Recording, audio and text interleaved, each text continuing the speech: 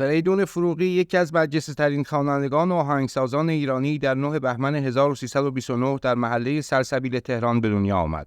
پدرش فتح‌الله فروغی کارمند اداره مخابرات بود و در تنهایی خود شعر می‌سرود و تار می‌نواخت. فریدون آخرین فرزند خانواده بود و 3 خواهر بزرگتر به نام‌های پروانه، عفت و فروغ داشت.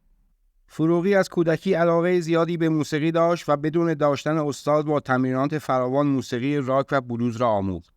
در سن 16 سالگی با همراهی گروهی از نوازندگان موسیقی را به صورت جدی شروع کرد و در مکان‌های مختلف ترانه‌ها و آهنگ‌های غربی معروف آن روزگار را اجرا می‌کرد.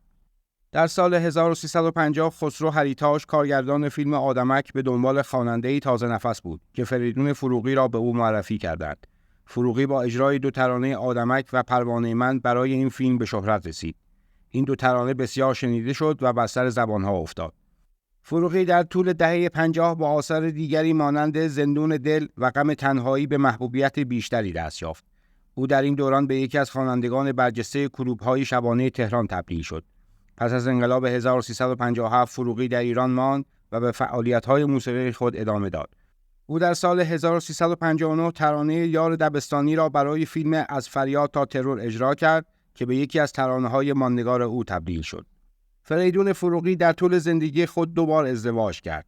اولین ازدواج او با گلیه فتورچی در سال 1351 بود، اما این ازدواج پس از 2 سال به دلیل عدم تفاهم روحی و فکری به طلاق انجامید. دومین ازدواج او با سوسن معادلیان در سال 1373 بود که تا زمان مرگش ادامه داشت.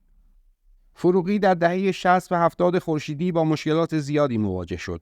او به دلیل فشارهای سیاسی و اجتماعی چندین بار به زندان افتاد و در نهایت مجبور شد برای گذران زندگی به کارهای مختلفی مانند نجاری روی آورد. در این دوران او با نام مستعار عباس نراقی به کار در یک ساختمان در اصفهان مشغول شد. فروغی در طول زندگی خود با مشکلات زیادی دست و پنجه نرم کرد، اما همچنان به موسیقی عشق می‌ورزید و آثار ماندگاری از خود به جای گذاشت.